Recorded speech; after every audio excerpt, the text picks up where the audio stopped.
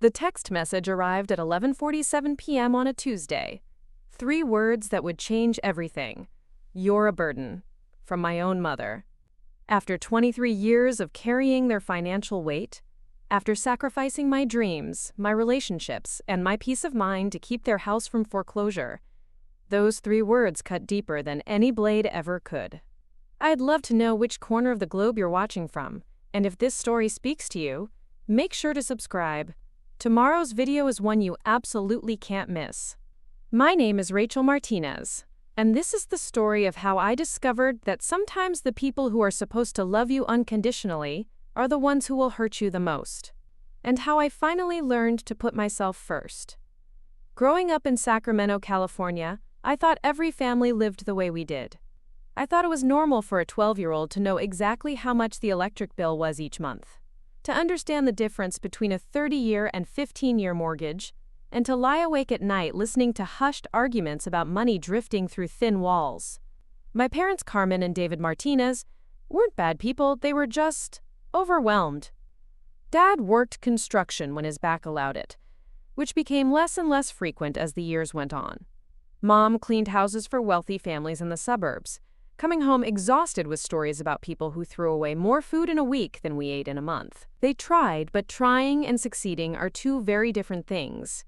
The house we lived in was a small 3-bedroom ranch-style home they bought in 2003, right before the housing market went completely insane.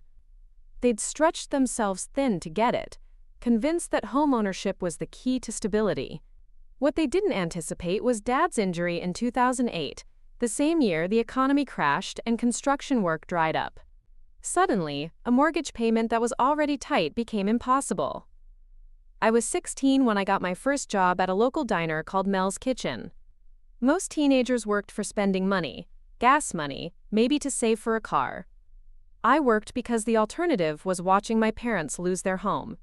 Every paycheck, every tip, every dollar I earned went straight into the family pot.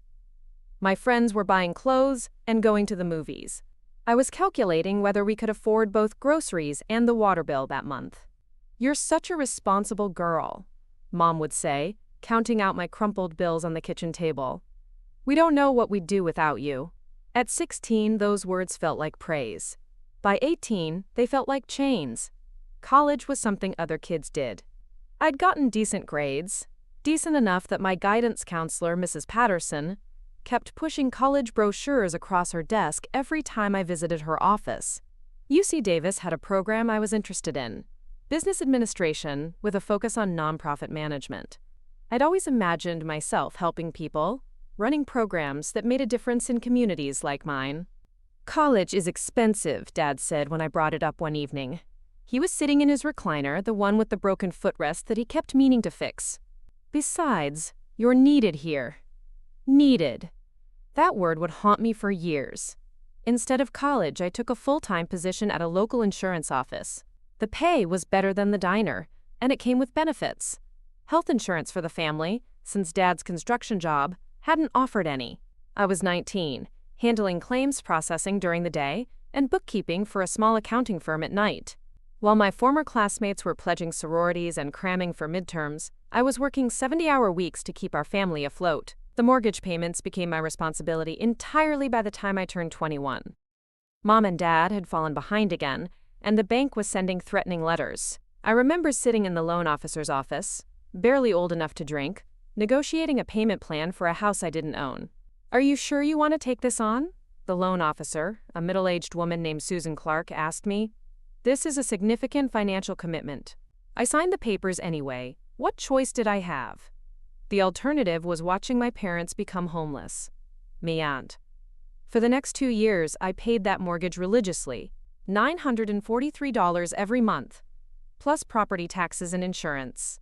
I lived in the converted garage, paying my parents $300 in rent for the privilege of sleeping in a space that smelled like motor oil and had no proper heating. I ate ramen noodles and peanut butter sandwiches while my parents ordered takeout. I drove a 1998 Honda Civic with a dented bumper and a radio that only picked up AM stations while they financed a newer SUV. "We raised you right," Dad would say, usually when he'd had a few beers. "You understand family responsibility." The breaking point came gradually, then all at once. It started with small things. Mom complained that I didn't help enough with household chores, even though I worked 12-hour days. Dad suggested I should contribute more to utilities since I was living here for free. The constant reminders that I was lucky to have a roof over my head, as if I wasn't the one paying to keep that roof from being repossessed. I started keeping track of everything in a small notebook. Every payment, every contribution, every sacrifice. The mortgage payments alone totaled over $22,000. Add in the utilities, groceries, car repairs for vehicles I didn't drive, medical bills for appointments I didn't attend, and the number climbed to almost $35,000 over 2 years.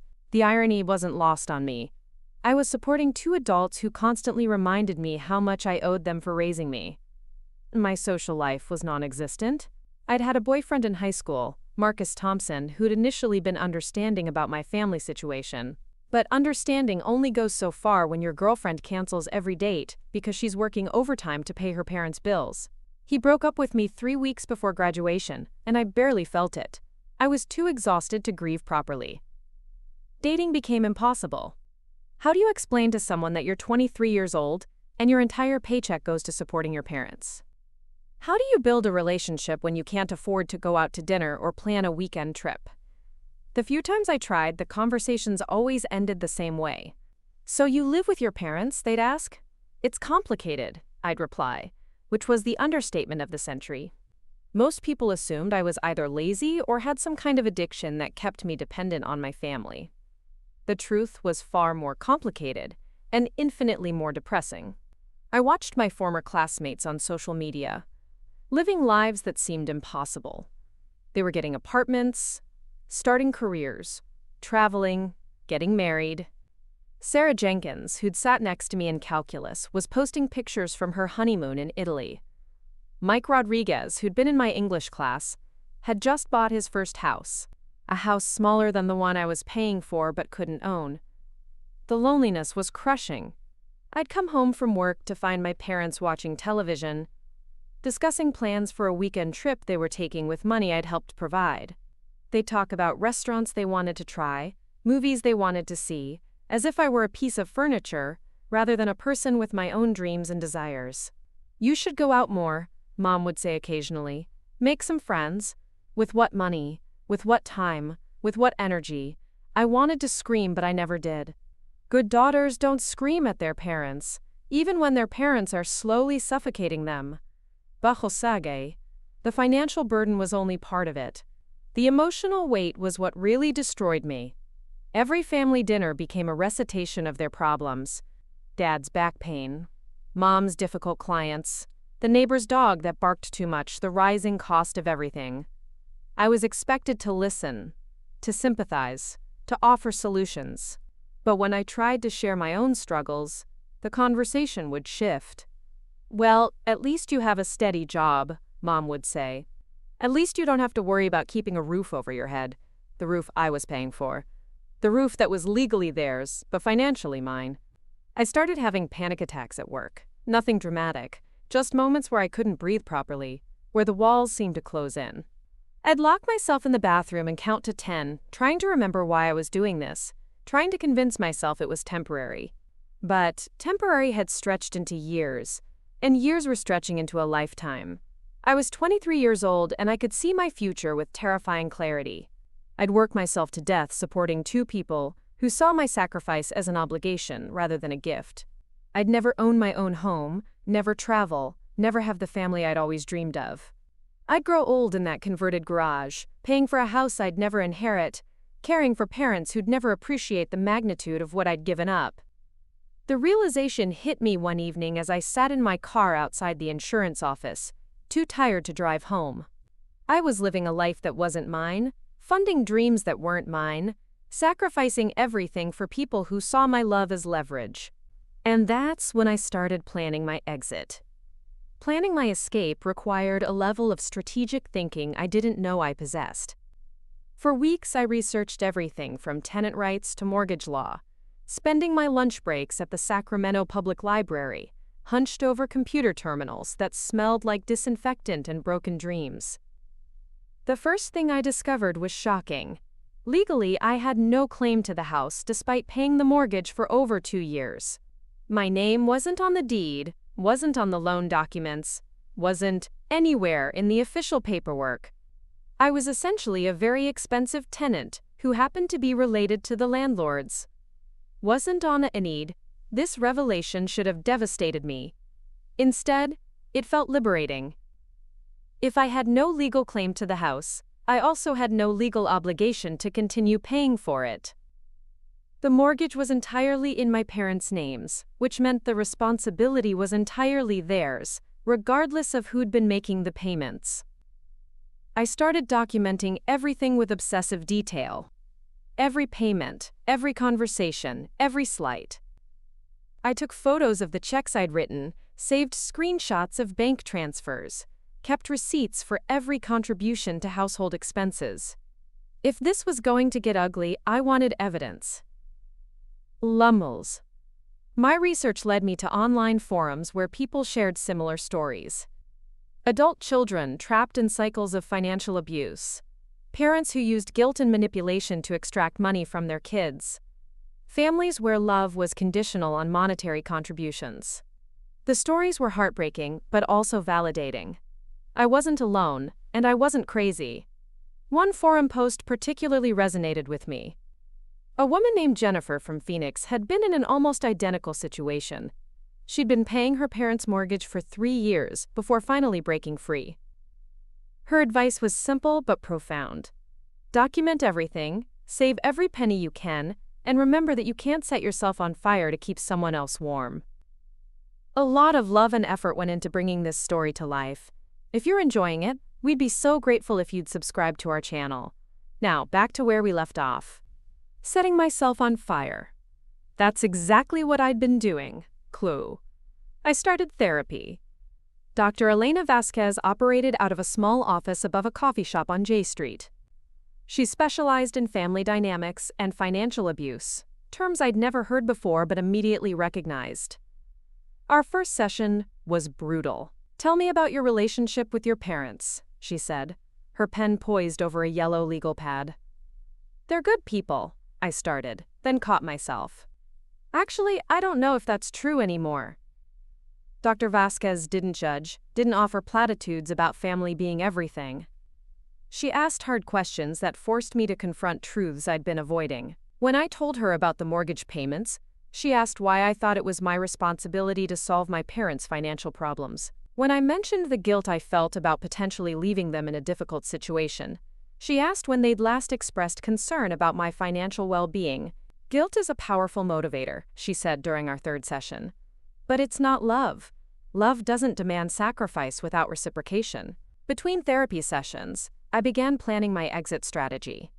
I opened a new bank account at a different institution, one my parents had never heard of. Every spare dollar went into this account.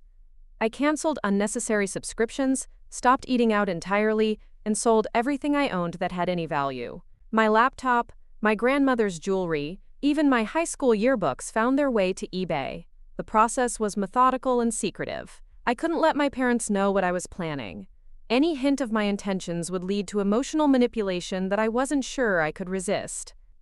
I'd lived with their guilt trips my entire adult life. "After everything we've done for you, and family takes care of family, and we sacrificed so much to give you opportunities." But what opportunities? The opportunity to work myself to death? The opportunity to subsidize their lifestyle while having none of my own? The opportunity to become a permanent financial hostage?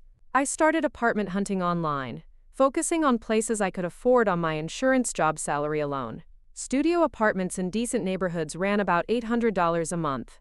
It would be tight, but manageable if I wasn't also paying someone else's mortgage. The apartment I eventually chose was in a complex called Riverside Gardens, about 15 minutes from my office. It was small but clean, with a tiny kitchenette and a bathroom that had been recently updated. The property manager, Mrs. Chen, was a no-nonsense woman in her 50s who appreciated that I had steady employment and excellent credit. "First month, last month, and security deposit," she said, sliding the lease across her desk. "That's $2,400 total." I had exactly $2,600 in my secret account, 2 years of extreme budgeting and penny pinching had finally paid off. While securing the apartment, I also began the delicate process of extricating myself from my parents' financial web. I called the mortgage company and spoke with Susan Clark, the same loan officer who'd helped me set up the payment arrangement years earlier. "I need to remove myself from the automatic payment system," I told her. "Are you sure?" she asked. "Your parents' account is currently up to date, but historically, they've had trouble making payments without your assistance." "I'm sure. This could put them at risk of foreclosure proceedings." "I understand." The conversation was brief but final. Effective the 1st of next month, no more automatic deductions from my account. No more responsibility for a debt that was never legally mine. I spent the next week rehearsing the conversation I'd eventually have with my parents. I practiced in front of my bathroom mirror, trying different approaches, different tones. Should I be angry? Apologetic? Matter of fact, every approach felt wrong because the entire situation was wrong. My parents had created a dynamic where their financial irresponsibility became my moral obligation. They'd convinced me that love meant sacrifice, that family meant endless giving without receiving, that my dreams were less important than their comfort. But love shouldn't be a transaction. Family shouldn't be a financial burden. And my dreams weren't less important than theirs. The hardest part was admitting that I'd been an enabler. Every payment I made, every bill I covered, every crisis I solved, had prevented them from facing the natural consequences of their financial decisions. I'd been so focused on preventing their pain that I'd ignored my own.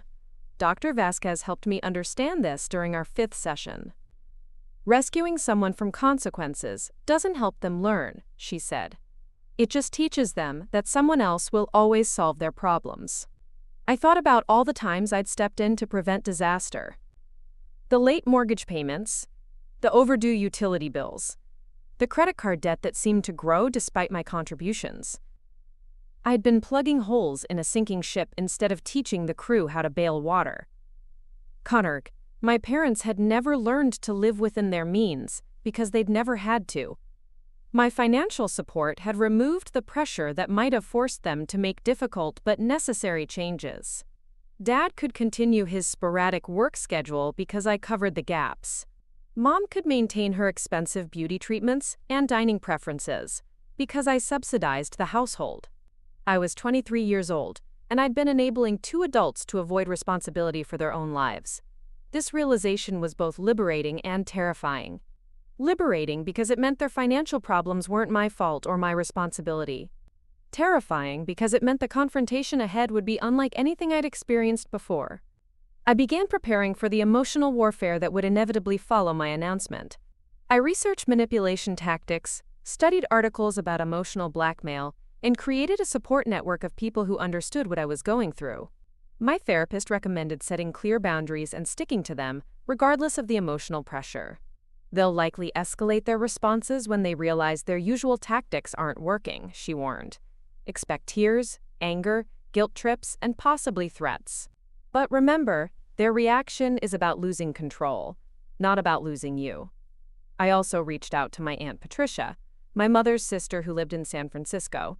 Aunt Patricia had always been the black sheep of the family, the one who'd moved away and built her own life. During a long phone conversation, she revealed that she'd had similar struggles with my grandparents decades earlier. "Your mother learned these patterns from her own mother," Patricia explained. "Grandma Rosa used to guilt me into giving her money until I finally said no. The family didn't speak to me for 2 years, but it was the best decision I ever made." What happened after 2 years? They needed me again, so they got over it. But by then, I'd established that I wouldn't be their personal ATM anymore.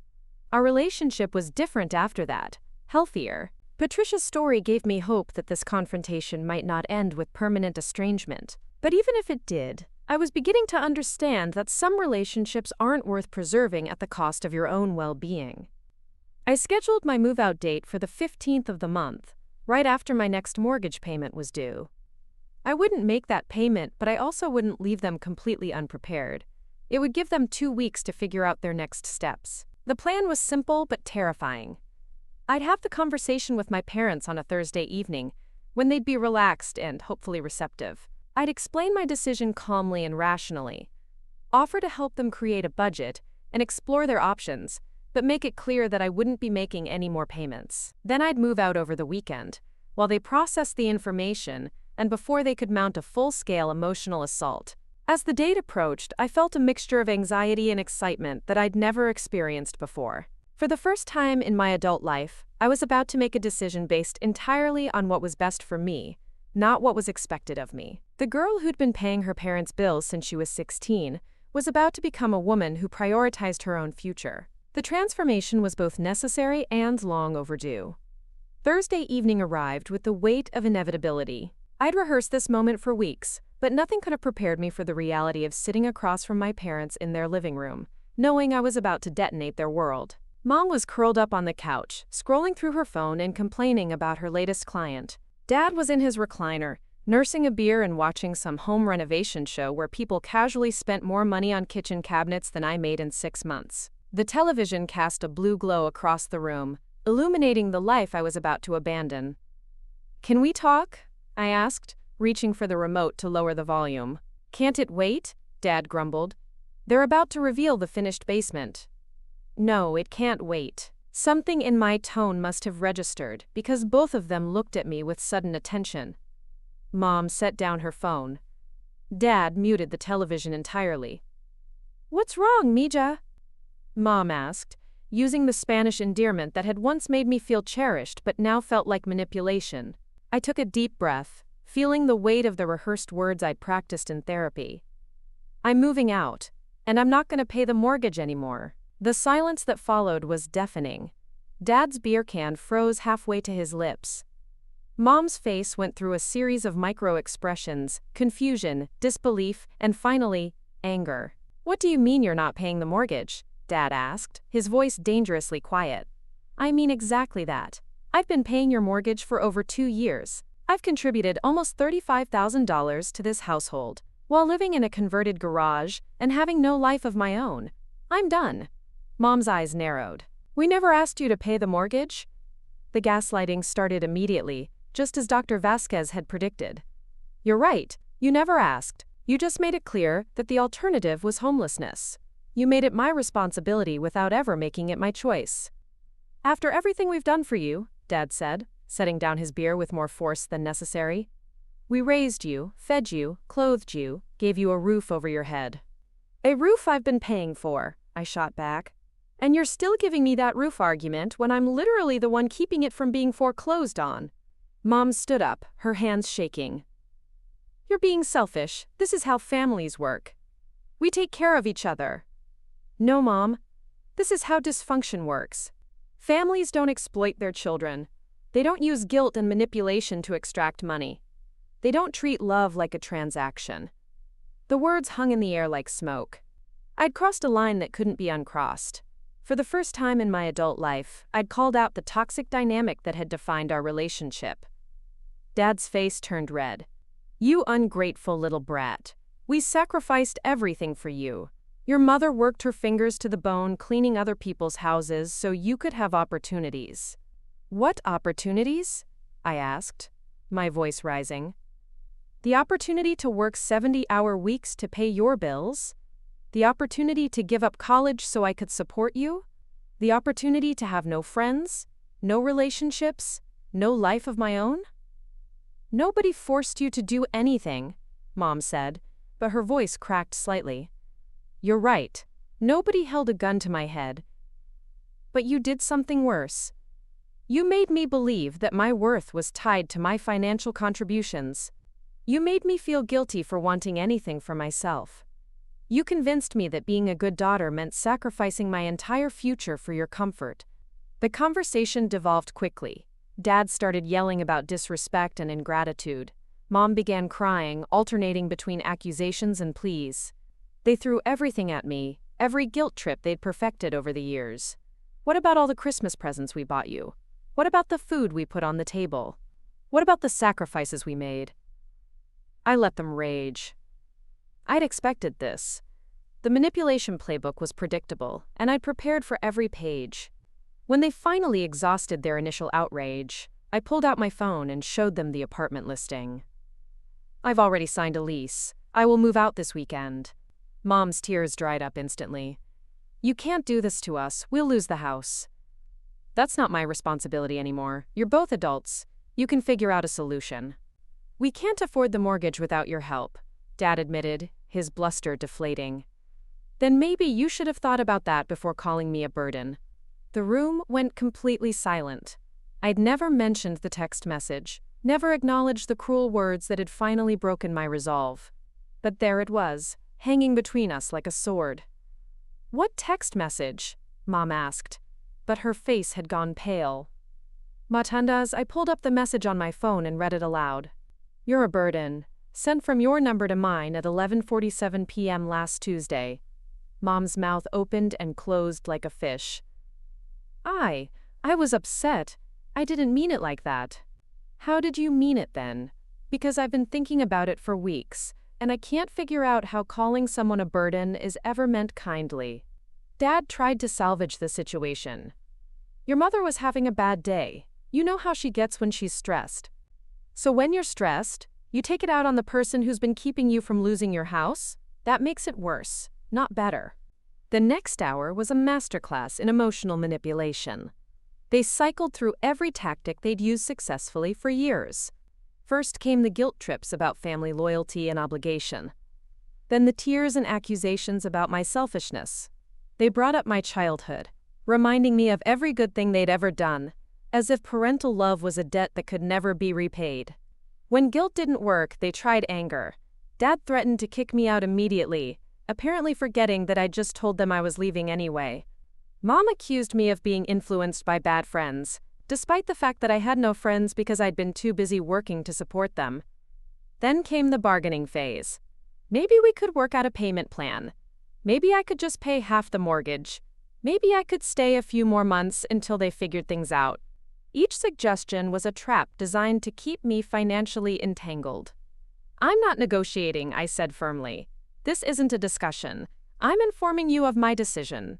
"You can't just abandon us," Mom pleaded. "We're your parents."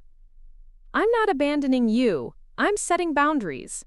You can still be my parents without being my financial dependents." The conversation went in circles for another hour.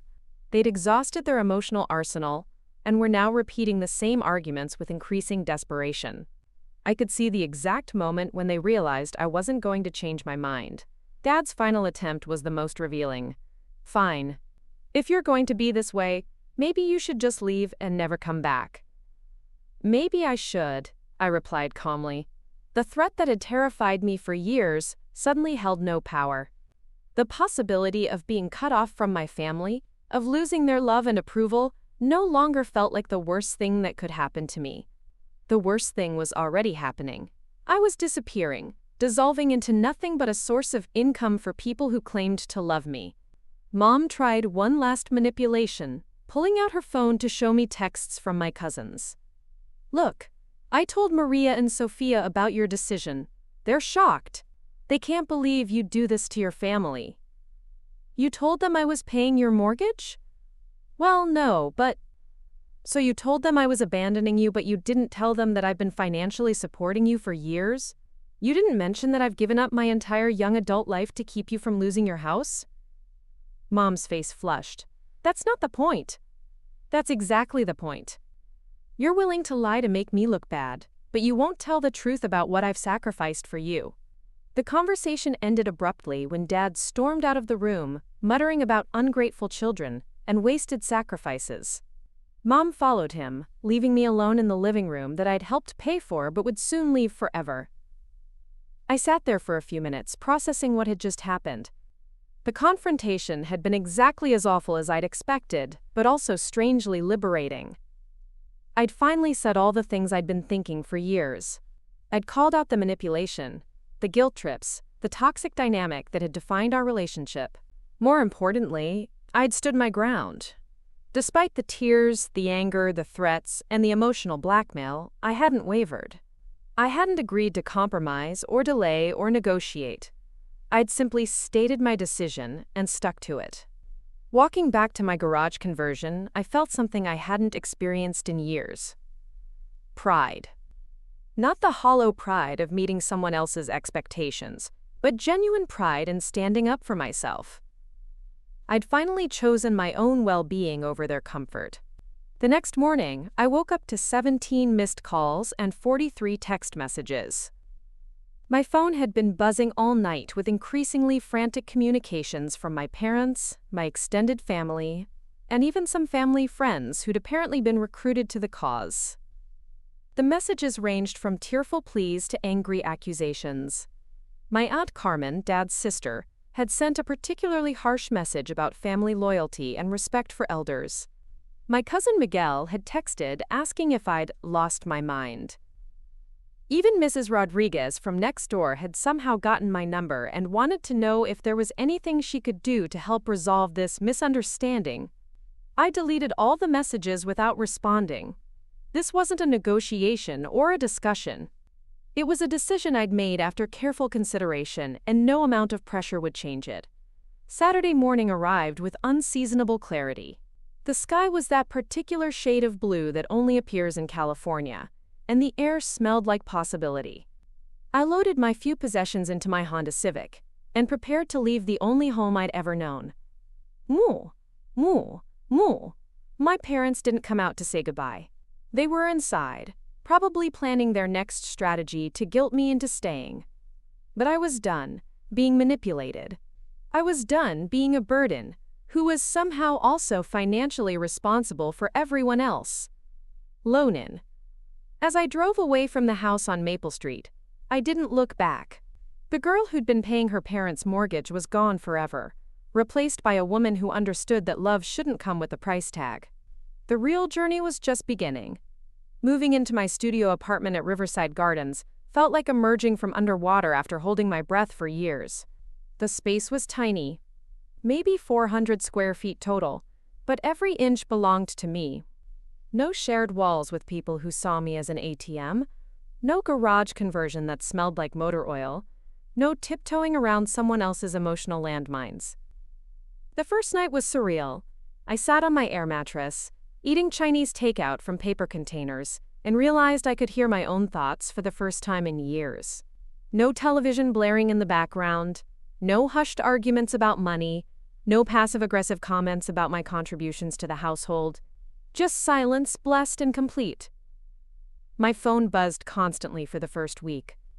Extended family members I hadn't heard from in years suddenly had opinions about my life choices.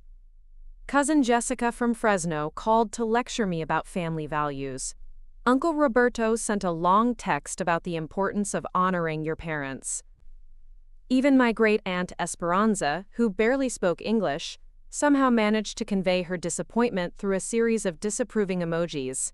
The family gossip network had clearly kicked into overdrive. I could picture the phone tree spreading the scandalous news. Rachel Martinez had abandoned her poor parents in their time of need. She'd turned her back on family, chosen money over love, betrayed everything they'd taught her about loyalty and sacrifice. What they weren't sharing was the context. None of these concerned relatives knew about the $22,000 in mortgage payments, the additional $13,000 in household expenses, or the years I had spent working multiple jobs to keep my parents afloat. They only knew the story my parents were telling, which painted me as a selfish daughter who'd heartlessly abandoned her struggling family. Dr. Vasquez had warned me about this during our last session before the move. When dysfunctional family systems are disrupted, everyone rallies to restore the status quo, she'd explained. They'll pressure you to return to your role because your compliance enables everyone else's dysfunction. She was absolutely right. The pressure was intense and unrelenting. But something interesting happened as the days passed. I began to feel lighter instead of heavier. Each ignored phone call, each deleted text message, each declined invitation to talk sense into me felt like shedding weight I'd been carrying for years. Work became a refuge in ways it had never been before. Without the crushing anxiety of making sure I could cover my parents' mortgage, I could actually focus on my job. My supervisor, Janet Morrison, noticed the change immediately. "You seem different lately," she said during our weekly check-in. "More focused, more confident. Whatever you're doing, keep it up." For the first time since I'd started working, I was actually good at my job when I wasn't constantly distracted by financial stress.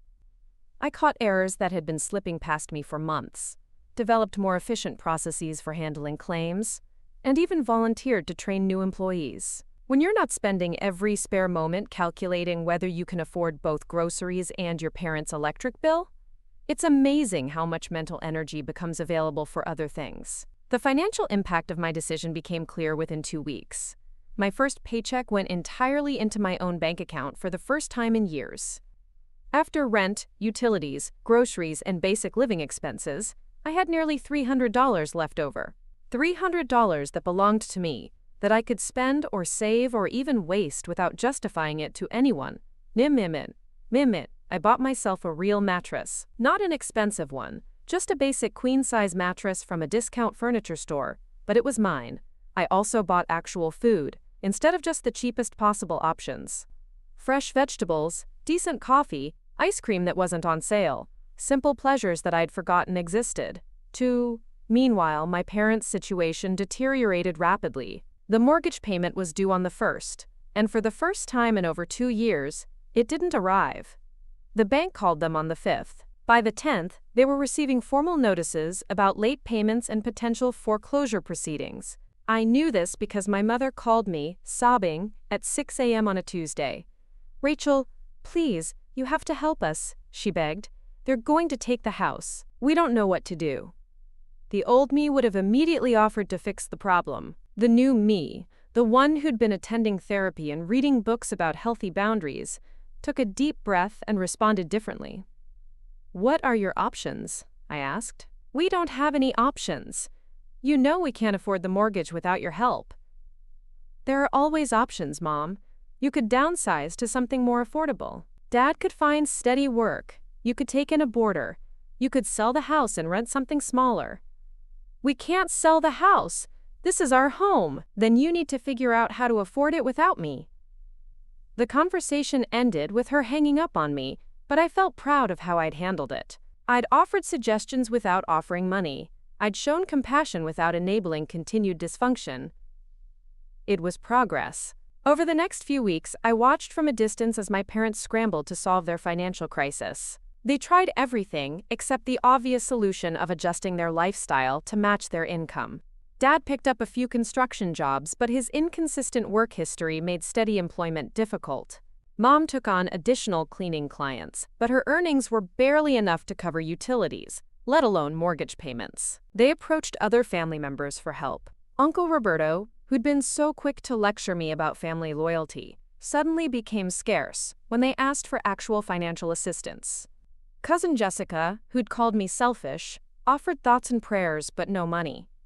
The same relatives who'd pressured me to continue supporting my parents mysteriously lacked the resources to step in themselves. This pattern revealed something important about family dynamics that I'd never understood before. It's easy to demand sacrifice from others. Much harder to make sacrifices yourself. Everyone wanted me to continue being the solution to my parents' problems because it absolved them of any responsibility to help. 3 weeks after I moved out, I got a call from my Aunt Patricia in San Francisco. Unlike the other family members who'd contacted me, she wasn't calling to guilt-trip me back into compliance. "I heard about what happened," she said. "How are you holding up?" "Better than I expected," I admitted. "Guilty, but better." "The guilt fades," she assured me. "What you're feeling is normal. You've been trained to feel responsible for other people's problems. Unlearning takes time." Patricia's validation meant more to me than I could express. She was the only family member who understood what I was going through, because she'd been through it herself. Her support reminded me that I wasn't alone, even when it felt like the entire family had turned against me. A month after my departure, my parents missed their second mortgage payment. The bank initiated formal foreclosure proceedings, and suddenly the situation became very real. They had 90 days to either catch up on payments or lose the house. This timeline created a new wave of pressure.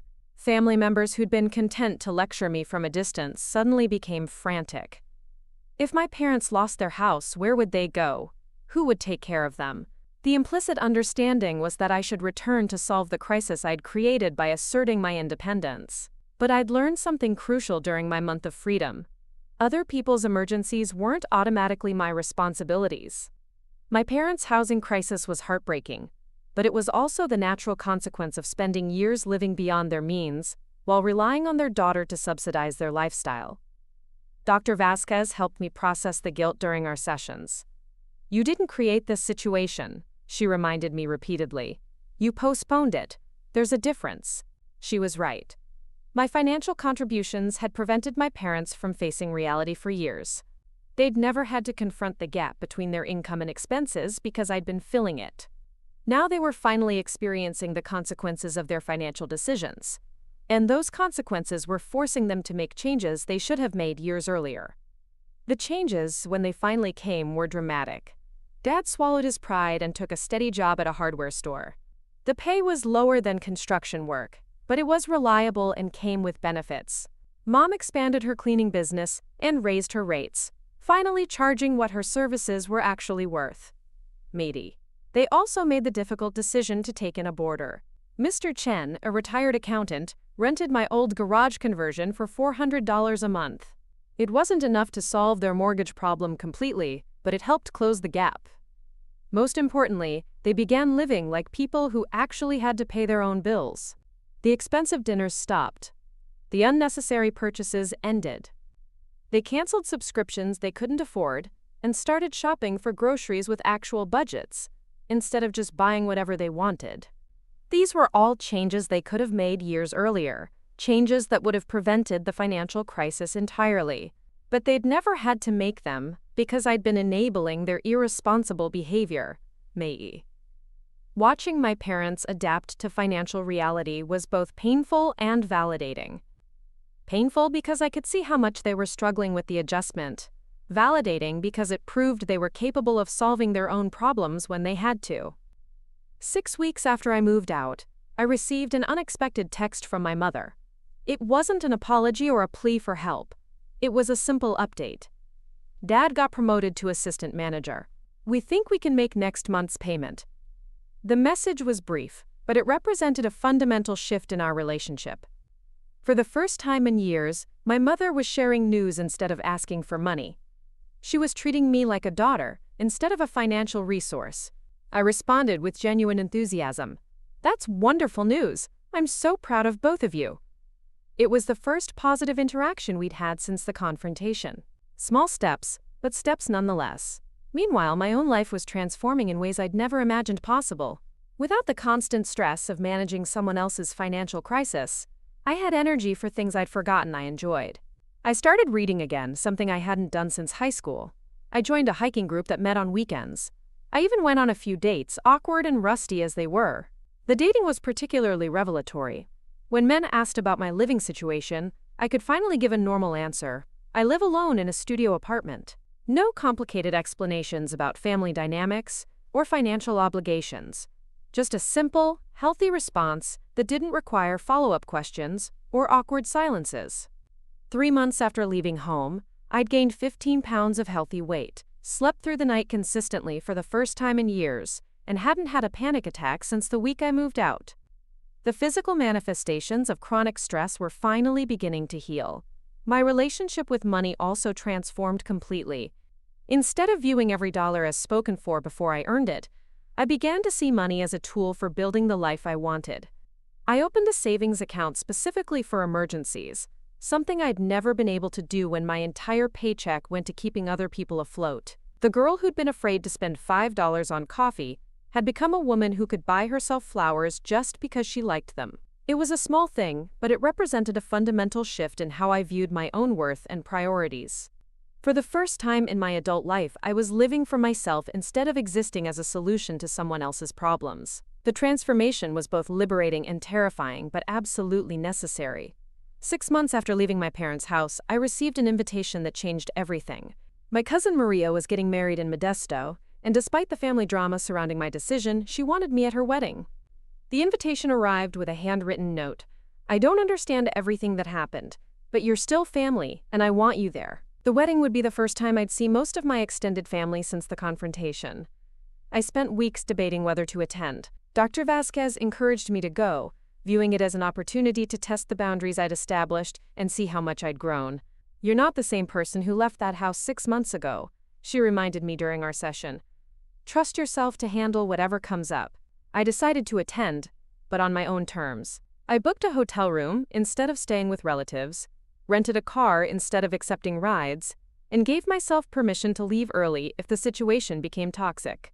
These weren't signs of paranoia, they were signs of self-preservation. The wedding was held at a vineyard outside Modesto, the kind of rustic, elegant venue that costs more than most people make in several months. As I walked into the reception, conversations stopped.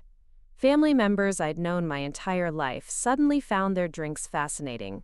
The whispered conversations were obvious, even from across the room. My parents were seated at a table near the back, looking older than I remembered. Dad had lost weight, and Mom's hair was shorter, more practical. They weren't the people I'd left behind, and I wasn't the daughter who'd enabled their dysfunction for years. The confrontation I'd been dreading came during cocktail hour. Uncle Roberto, fortified by several glasses of wine, approached me with the swagger of someone convinced of his own righteousness. "So Rachel," he said loudly enough for nearby tables to hear, "I hear you abandoned your parents when they needed you most." The old me would have shrunk under the accusation, mumbled excuses, maybe even apologized. The new me looked him directly in the eyes and responded calmly. "I stopped paying their mortgage so they could learn to pay their own bills. How much did you contribute when they were facing foreclosure?" Uncle Roberto's face flushed. "That's not the point. Family is supposed to support each other, not exploit each other," I interrupted. "Did you know I'd been working 70-hour weeks to support 2 adults who were perfectly capable of supporting themselves?" The conversation attracted attention from nearby guests.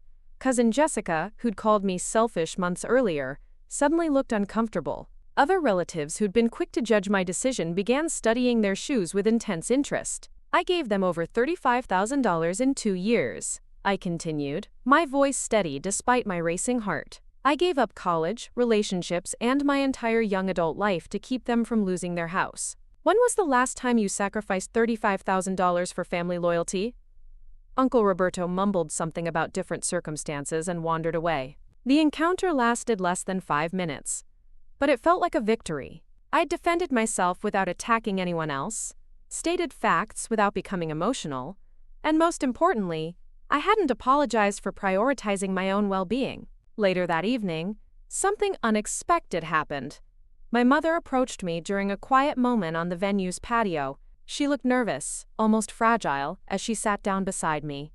"You look good, Mija," she said softly. "Healthy." "Thank you." We sat in silence for several minutes, watching other guests dance through the floor-to-ceiling windows. Finally, she spoke again. "I need to tell you something. About that text message. The one where I called you a burden."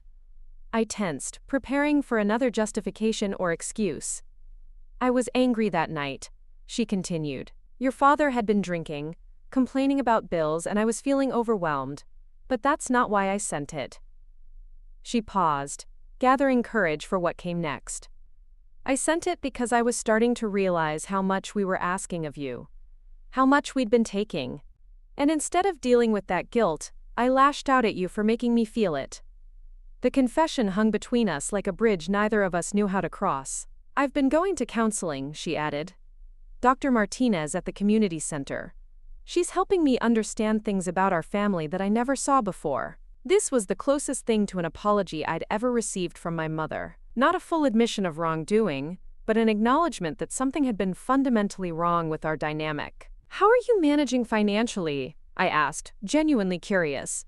"It's hard," she admitted. "Really hard. But we're doing it. Dad's working steady hours. I've got more clients than I can handle. And Mr. Chen is a good tenant. We're behind on some things, but we're catching up. I'm proud of you for figuring it out." She looked surprised by my response. "You're not angry anymore?" "I was never really angry, Mom. I was exhausted. There's a difference." We talked for another hour, the longest conversation we'd had in years, that didn't revolve around money or crisis management. She told me about the changes they'd made, the budgeting classes they'd taken, the difficult conversations they'd had about their financial habits. I told her about my apartment, my improved performance at work, the hiking group I'd joined. For the first time in my adult life, we talked like two people who were interested in each other's lives, rather than one person extracting resources from another. The conversation ended when Dad joined us on the patio. He looked uncomfortable, clearly unsure of his reception. We'd barely spoken since the night I'd moved out. "Rachel," he said stiffly, "your mother tells me you're doing well."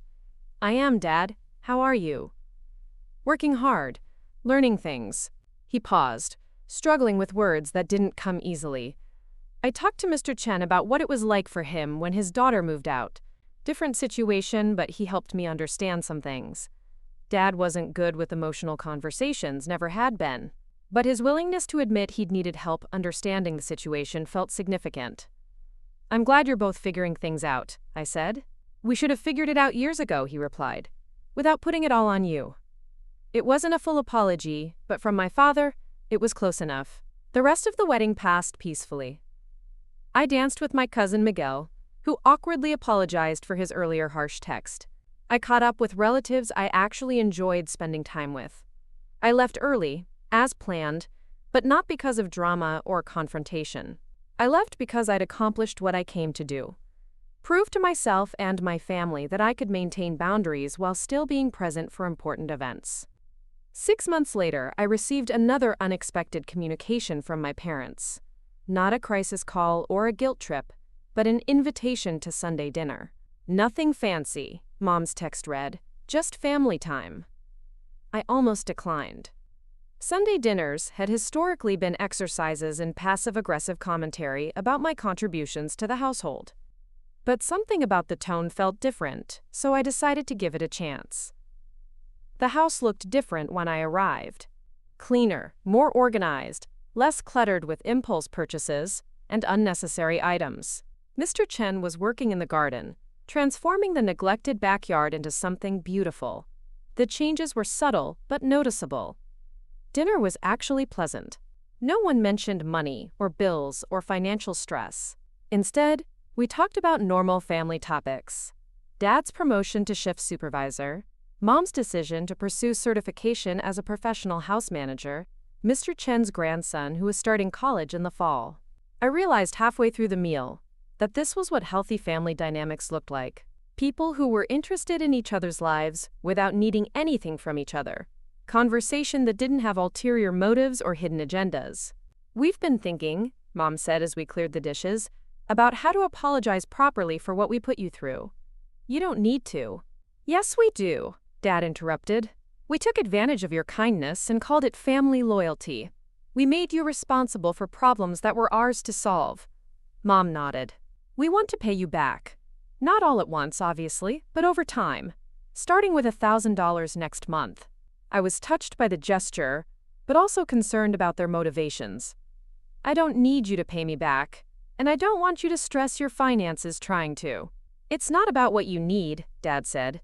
"It's about what we owe you. And not just money. We owe you recognition for what you sacrificed." Over the following year, my parents did exactly what they'd promised. They sent me monthly payments, small amounts that fit within their budget without creating new financial stress. More importantly, they began treating me like a daughter instead of a financial resource. Our relationship transformed slowly but completely. Sunday dinners became regular events that I actually looked forward to. We celebrated holidays together without anyone monitoring my contributions or expecting me to cover expenses. When they faced minor financial challenges, they solved them independently instead of calling me for rescue. The most significant change was in how they talked about our shared history. Instead of justifying their previous behavior or minimizing my sacrifices, they began acknowledging the toll their financial dependency had taken on my life. This recognition didn't erase the damage, but it created space for genuine healing. 2 years after moving out, I enrolled in community college to finish the business degree I'd abandoned years earlier. My parents were my biggest cheerleaders, attending my graduation ceremony and celebrating my achievements without any expectation that my education would somehow benefit them financially. 3 years later, I bought my own house, a small 2-bedroom bungalow with good bones and a mortgage I could afford on my own salary.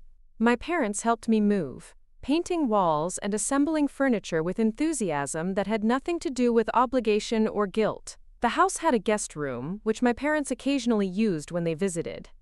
But they were guests, not dependents, and the distinction made all the difference. Dr. Vasquez and I discussed the transformation during one of my final therapy sessions. "You didn't just change your living situation," she observed. "You changed your entire family system." She was right. By refusing to continue enabling dysfunction, I'd forced everyone to evolve. My parents had learned to take responsibility for their financial decisions. Extended family members had stopped treating me as the designated problem solver. Most importantly, I'd learned that love didn't require self-sacrifice. The text message that had shattered my world turned out to be a gift. Those 3 cruel words, "You're a burden," had finally given me permission to stop carrying weight that was never mine to bear. Today, 5 years after canceling that mortgage payment, I have a career I'm passionate about, relationships that nourish rather than drain me, and a family that loves me without expecting me to purchase that love through financial contributions. The girl who once believed her worth was measured in dollars had become a woman who understood that her value was inherent and immeasurable. Sometimes the most loving thing you can do for your family is refuse to enable their dysfunction. Sometimes the best way to honor your parents is to stop protecting them from the consequences of their choices. And sometimes, being called a burden is exactly the wake-up call you need to stop carrying everyone else's weight and start building your own life. My name is Rachel Martinez, and this is how I learned that you can't set yourself on fire to keep someone else warm, but you can choose to stop burning and finally start living. The journey wasn't without setbacks. There were moments of doubt, nights when I questioned whether I'd made the right choice. During my second winter in the apartment, when the heating bill was higher than expected and money felt tight, I caught myself reaching for my phone to call my parents for help. The irony wasn't lost on me. After years of being their financial safety net, I was tempted to ask them to be mine. But I stopped myself. I put on an extra sweater, made a budget adjustment, and figured it out on my own. That moment taught me something crucial. Independence isn't just about refusing to support others. It's about refusing to be supported in unhealthy ways, too. The most unexpected consequence of my decision was how it affected my romantic life. For years, I'd been unable to maintain relationships because my entire emotional and financial bandwidth was consumed by my parents' crises. Men I dated would eventually grow frustrated with my unavailability, my constant stress, my inability to make plans that didn't revolve around family emergencies. But after establishing boundaries, I had space for something I'd never experienced, a healthy relationship. I met David Hernandez at a hiking event, 18 months after moving out. He was a teacher at a local elementary school, patient and kind, with the sort of steady reliability I'd craved my entire life. What struck me most about David was his reaction when I told him about my family situation. He didn't see me as damaged goods or someone with too much baggage. He saw me as someone who'd made difficult but necessary choices to protect her own well-being. "You probably saved your family by refusing to enable them," he said during one of our early conversations. "They just don't know it yet." David's perspective helped me see my decision in a new light. I hadn't abandoned my family. I'd freed them to grow. I hadn't been selfish. I'd been necessary. Our relationship developed slowly, built on mutual respect rather than need or dependency. When we moved in together after 2 years of dating, it was because we wanted to share our lives, not because either of us needed rescuing. When we married 3 years later, in a small ceremony at the same vineyard where my cousin had wed, my parents were there, genuinely happy for my happiness. The wedding marked another milestone in our family's healing. During the reception, Dad pulled David aside for a conversation I wasn't meant to overhear but caught fragments of anyway. "She's stubborn," Dad was saying, "but she's got a good heart. She taught us things about ourselves we didn't want to learn but needed to." "She taught me things too," David replied, "about strength and boundaries and what real love looks like." Hearing my father acknowledge the lessons I'd forced our family to learn felt like vindication for all the pain we'd endured to get there. Professional success followed personal healing. 3 years after completing my business degree, I was promoted to regional manager at the insurance company. The confidence I'd gained from setting boundaries with my family translated into confidence in other areas of my life. I negotiated better contracts, led teams more effectively, and took calculated risks that paid off.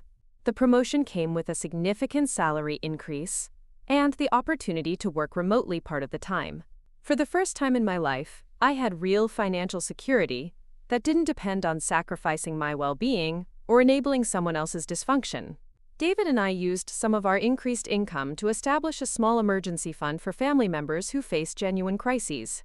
Not a bailout fund for poor financial decisions, but genuine emergency assistance for unexpected medical bills or car repairs. The fund came with strict guidelines: one-time assistance only, written explanation of the emergency required, and no repeat requests within 5 years. The fund was used twice in its first 3 years. Once when my cousin Sophia's husband was injured in a work accident, and once when Uncle Roberto's wife needed unexpected surgery. Both situations were legitimate emergencies, and both families used the assistance to get back on their feet, rather than as an excuse to avoid responsibility. Creating the fund taught me the difference between helping and enabling. Help addresses temporary crises and empowers people to solve their own problems. Enabling removes consequences and prevents people from developing the skills they need to handle their own lives. Looking back now, 7 years after that life-changing text message, I understand that my parents' dysfunction wasn't malicious.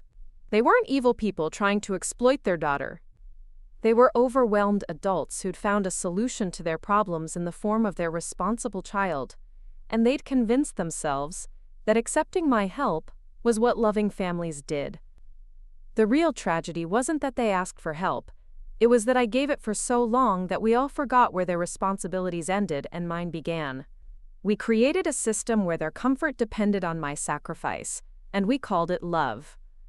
Breaking that system was the hardest thing I'd ever done, but it was also the most loving. It forced all of us to grow, to take responsibility, to build relationships based on genuine affection, rather than financial dependency. My parents are now in their 60s, financially stable, and planning for retirement. They own their home outright, having paid off the mortgage 2 years ahead of schedule. They take annual vacations, modest but meaningful trips they save for and plan together. Most importantly, they've learned to find joy in their own accomplishments, rather than relief in their daughter's intervention. We talk regularly now, conversations filled with mutual interest and genuine care. They ask about my work, my marriage, my dreams for the future. I ask about their health, their hobbies, their own plans and goals. We've become what we always could have been if we'd known how to love each other without conditions or obligations. The text that called me a burden ultimately freed me from being one, not because I was actually a burden, but because I'd allowed myself to become one by accepting responsibility for problems that weren't mine to solve. Today, I know my worth isn't measured in mortgage payments or sacrificed dreams. It's measured in the life I've built, the love I've chosen, and the boundaries I've maintained. I'm not a burden. I'm a blessing, to myself, and to everyone who loves me for who I am, rather than what I can provide. Looking for more? We've got 2 amazing stories ready for you right on screen. If this one touched you, these are absolutely worth your time. Click to watch them now. And hey, subscribe and hit that bell to never miss our latest uploads.